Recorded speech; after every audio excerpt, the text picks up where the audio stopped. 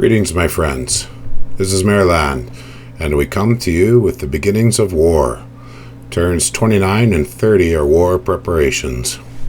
I've been asked by Sati and Tianqi to assist them in strengthening the situation against Helheim, who appears to be having more or less a runaway in this game.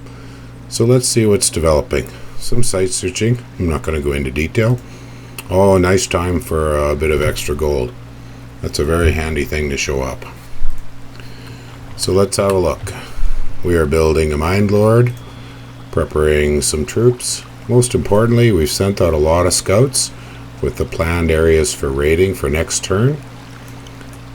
We've also got some other things being built, just making a priest and a few independent archers to help me with the patrol of this very valuable province. More preparations all over, some mer priests to help out with blessing my Gibidai, more mer priests, so everything is all focused towards getting prepped for an attack. So you can see all around, making a little bit of gear, a couple of girdles of might. Helpful because my Aboleth and Mind Lords have no slots except miscellaneous, so we can get a little bit of reinvigoration on them. And beyond that, it's not a whole heck of a lot to see here in turn number 29. Have a quick look at the scores. If we look at the provinces, Helheim's up somewhere up here where I'm showing the mouse cursor. Forts, I'm doing well. Helheim's well. Income, well, there's been a little bit of change. But gem income, this is where it starts to become apparent the advantage Helheim has gained. And research, there. That's the big number. And a difficult one for me. Dominion is fine. Army size, yes, but Helheim probably is mostly elite troops. So that's probably good enough for turn number 29. Let's open up turn number 30 and see the actual scripting, army preparations, and so on and so forth. Aha! I have completed my Construction 6 research, so I can begin to build the critical boosters. And I've gotten some thaumaturgy going. I'm hoping to do some hidden in snow and hidden in sand.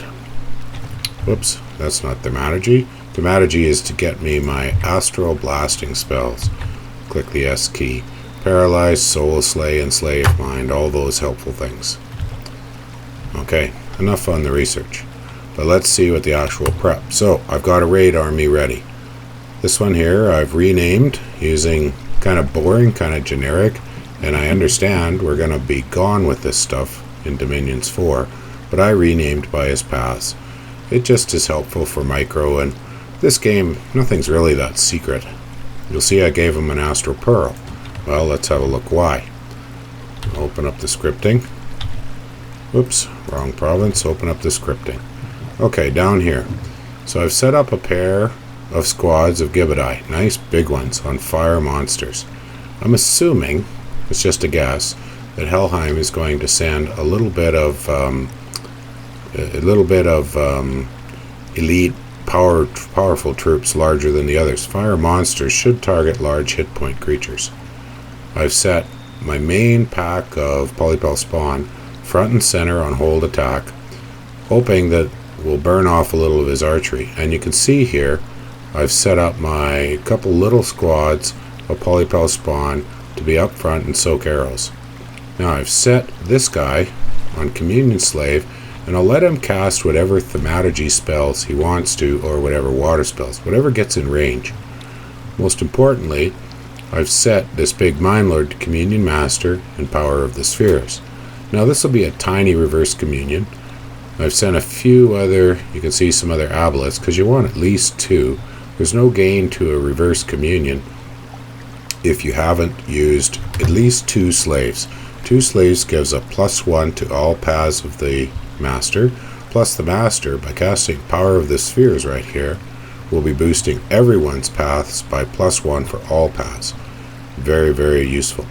And given that they have matching paths except for the little bit of earth, plus he's casting Summon Earth power, which will help with reinvigoration. So given that they're all matching paths, the fatigue of the slaves should be insignificant and not a problem. We'll see when the battle occurs. And a little bit more, you can see more scattered units, so I've got kind of a Z pattern.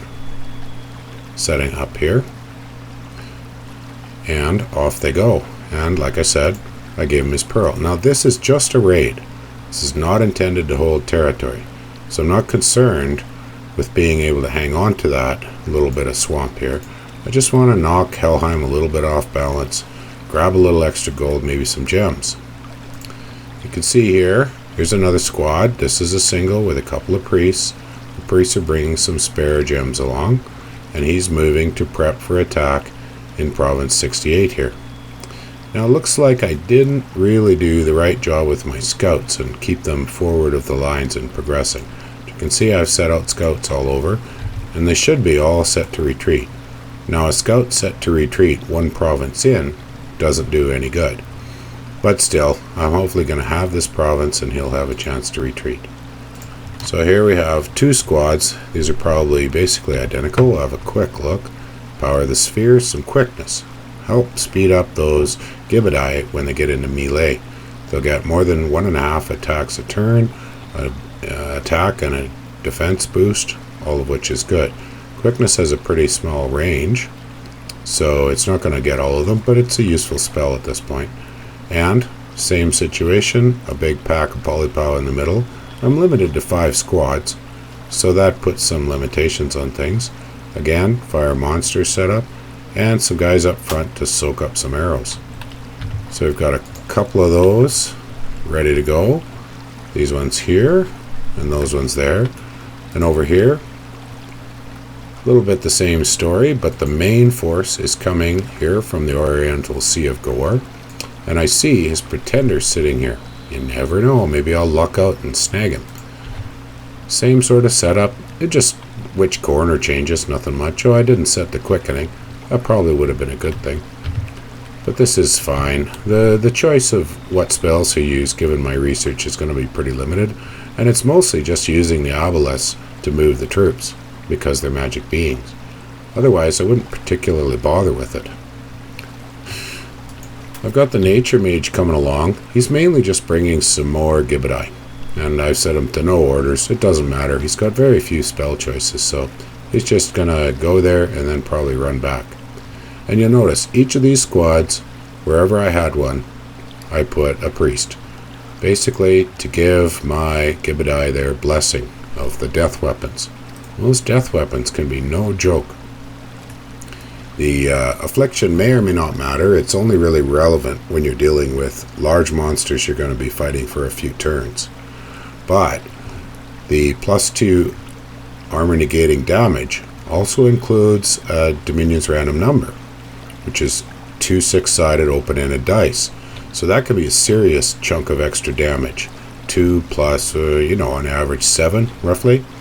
But with some extras of the open-endeds could be very huge, and it's armor negating. So really, the opponent has no way to defend against it. If they hit, they damage. So I think that's the majority of the action for turn number 30. Clearly, turn number 31 is going to be very exciting. This reminds me, we should discuss in a little more detail the reverse communion.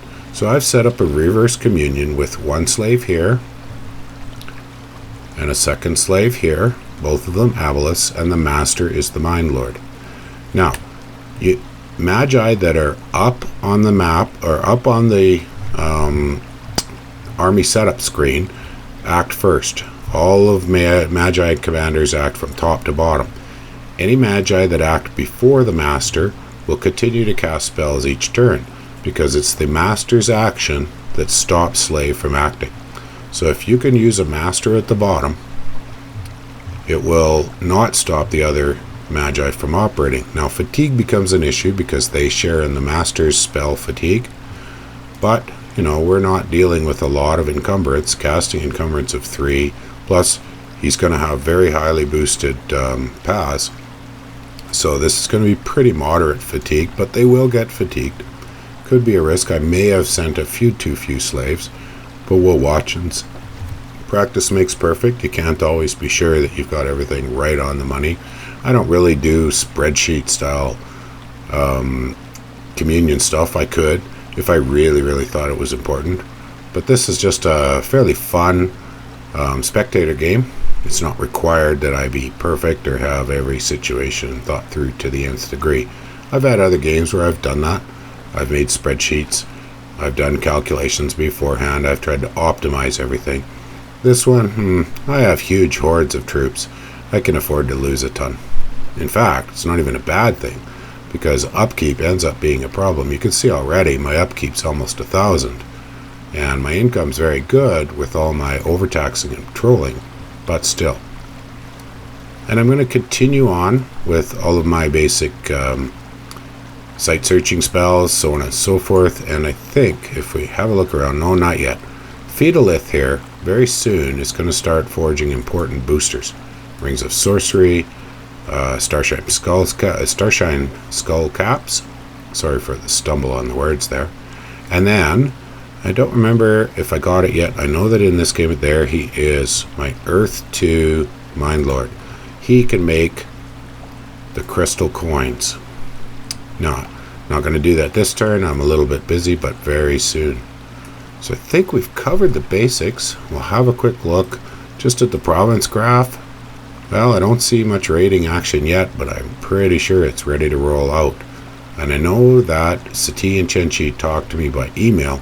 They have made peace. They're going to stop smacking on each other, and they're going to take a round out of Helheim.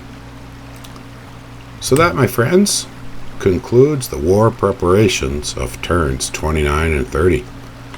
I hope this video begins to crank up your enthusiasm and your excitement, because next turn we've got fights to watch. Well, this was fun, and I hope to see you in game. Goodbye, my friends.